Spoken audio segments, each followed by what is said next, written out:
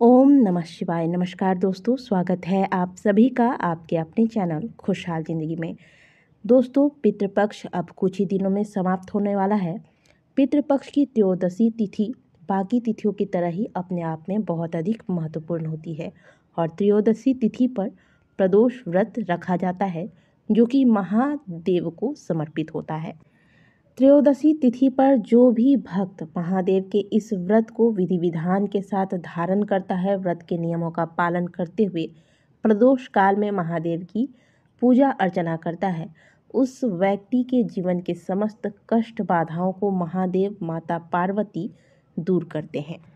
फिर चाहे वो समस्या धन संबंधित समस्या हो, वैवाहिक जीवन से संबंधित समस्या हो, संतान सुख नहीं प्राप्त हो रहा है, या फिर जीवन में कोई शारीरिक कष्ट है, या इस प्रकार के बहुत सारे कष्ट जो आप झेल रहे हैं, जिनसे आप परेशान हो गए हैं, इन सभी कष्टों से मुक्ति के लिए प्रदोष व्रत को धारण किया जाता है। और अलग अलग दिन पड़ने वाले प्रदोष को अलग अलग नामों से जाना जाता है। जैसे कि यदि सोमवार के दिन त्रयोदशी तिथि पड़ती है तो इसे सोम प्रदोष के नाम से जाना जाता है। वहीं अगर त्रयोदशी तिथि मंगलवार को पड़ती है तो इसे भौम प्रदोष के नाम से जाना जाता है। साल में कुल 24 प्रदोष व्रत होते हैं और अगर जिस साल अधिक मास लगता है तो उस साल इसकी संख्या बढ़कर 26 की हो जाती है। हर महीने के कृष्ण पक्ष और शुक्ल पक्ष की त्रयोदशी तिथि को प्रदोष व्रत रखा जाता है और इस व्रत में प्रदोष काल के पूजा का ही विशेष महत्व होता है। चाहे आपको कोई उपाय करना है, कोई हवन करना है प्रदोष के निमित्त, या फिर कोई पूजा पाठ कथा इत्यादि करना है, तो ये सभी चीज़ें आपको प्रदोष काल में ही करनी चाहिए। मान्यता है कि इस वक्त माता पार्वती तथा भगवान भोलेनाथ अत्यंत प्रसन्न मुद्रा में होते हैं और इस दौरान भगवान भोलेनाथ प्रत्येक शिवलिंग में साक्षात रूप से निवास करते हैं। इसीलिए इस वक्त अगर भक्त पंचामृत, दूध, दही, पुष्प, बिल्वपत्र, समी के पत्ते, फल मूल इत्यादि से भगवान भोलेनाथ के शिवलिंग पर उनकी आराधना करता है, उनके स्तोत्रों का गान करता है, उनकी कथा का श्रवण करता है, तो ऐसे भक्तों पर महादेव अत्यंत शीघ्र प्रसन्न होते हैं और उस भक्त पर उनकी कृपा सदैव बनी रहती है। शिव महापुराण में तो यहाँ तक कहा गया है कि शिवलिंग पर प्रदोष काल में प्रदोष के दिन कोई व्यक्ति मात्र 1 लोटा जल और 1 बिल्व पत्र भी अर्पित करता है तो उस व्यक्ति पर सदैव महादेव की कृपा बनी रहती है। शिव महापुराण में ऐसे बहुत सुंदर सुंदर उपायों का वर्णन किया गया है जिसे प्रदोष के दिन प्रदोष काल में यदि कर लिया जाए तो व्यक्ति के जीवन की समस्त समस्याओं का निवारण हो सकता है। इन उपायों का वर्णन शिव महापुराण में किया ही इसलिए गया है ताकि व्यक्ति के दुखों का निवारण हो सके। दोस्तों, हर कोई किसी न किसी दुख से परेशान रहता है। कोई शारीरिक दुख से परेशान रहता है, कोई मानसिक रूप से, कोई आर्थिक रूप से परेशान रहता है और कुछ लोग ऐसे होते हैं जो सब कुछ होते हुए भी खुश नहीं रह पाते। यानी कि आपके पास पैसा, रुपया, घर, गाड़ी सब कुछ है, नौकरी है, अच्छी नौकरी कर रहे हैं, लेकिन फिर भी इसके बाद भी परिवार में खुशी नहीं है, आप खुश नहीं रहते, परिवार में एकता नहीं है। तो ऐसे में आप प्रदोष के दिन कर लीजिए एक छोटा सा उपाय जिसका वर्णन शिव महापुराण की कथा के अंतर्गत किया गया है। इस उपाय को मात्र 7 पत्तों के साथ आपको करना है और केवल 3 प्रदोष तक अगर आप इस उपाय को एकदम विश्वास के साथ इस उपाय को कर लेते हैं तो निश्चित तौर पर आपकी इस समस्या का निवारण होता है और आपके घर में खुशहाली आती है।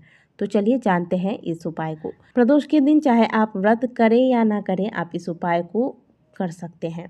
और हाँ, अगर आप व्रत नहीं भी करते हैं ना तो भी आप प्रदोष के दिन महादेव को ना भूलिए।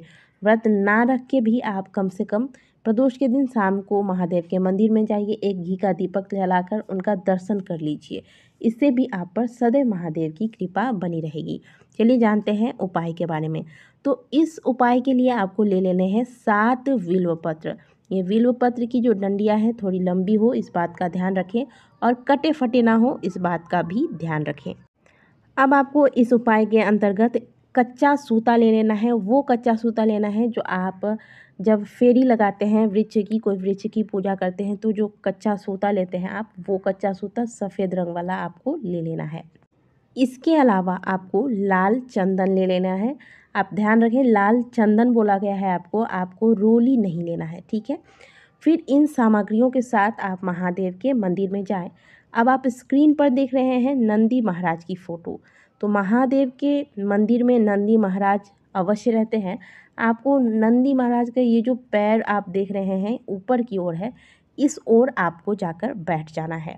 अब माता पार्वती और भगवान भोलेनाथ का स्मरण करके, उन्हें प्रणाम करके, उनका ध्यान करके जो बिल्व पत्र आप लेकर गए हैं, इन सभी बिल्व पत्रों को एक साथ रखना है और सबकी डंडी को एक साथ जोड़ लेना है। आप स्क्रीन पर देख सकते हैं एक बिल्व पत्र आपको दिख रहा है, इसके ऊपर से एक और बिल्व पत्र आप रखेंगे, फिर एक और बिल्व पत्र रखेंगे। इस प्रकार से 7 बिल्व पत्र लेकर सभी की डंडियों को एक तरफ रखना है। भगवान भोलेनाथ, माता पार्वती का स्मरण करके और अपना नाम, अपना गोत्र बोलकर इस डंडी पर आपको कच्चा सूता लपेट देना है, जितनी बार आप लपेट सकते हैं।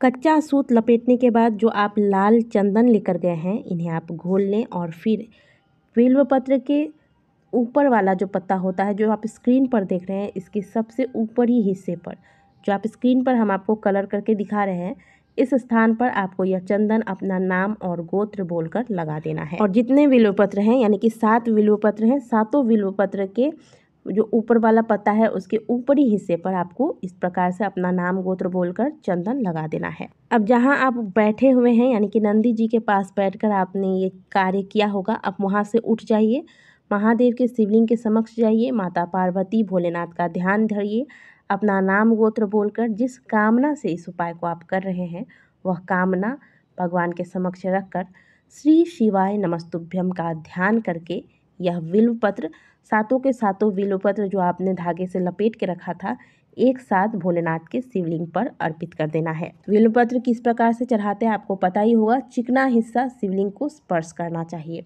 और जो बांध कर रखा है आपने बिल्व पत्र, बंधा हुआ ही रहना चाहिए, इस बात का भी ध्यान रखें।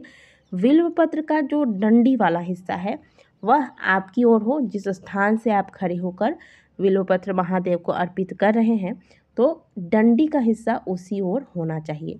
इस प्रकार से आपको यह बिल्व पत्र अर्पित करके महादेव को प्रणाम करके, माता पार्वती को प्रणाम करने के पश्चात नंदी महाराज को प्रणाम करना है और फिर वापस घर को आ जाना है। ऐसा आप लगातार 3 से 5 प्रदोष तक करें। आप देखेंगे कि आपकी जो समस्या है, जिस प्रकार से आप सब कुछ रहते हुए भी जिस कारण की वजह से खुश नहीं रह पा रहे हैं, उस कारण का निवारण महादेव आपको अवश्य देंगे। बड़ा ही सुंदर सा उपाय है। ना आपको जल लेना है, ना बहुत सारी सामग्रियां लेनी है, ना आपको व्रत करना है। बिना व्रत के भी आप इस उपाय को बड़ी ही आसानी से कर सकते हैं।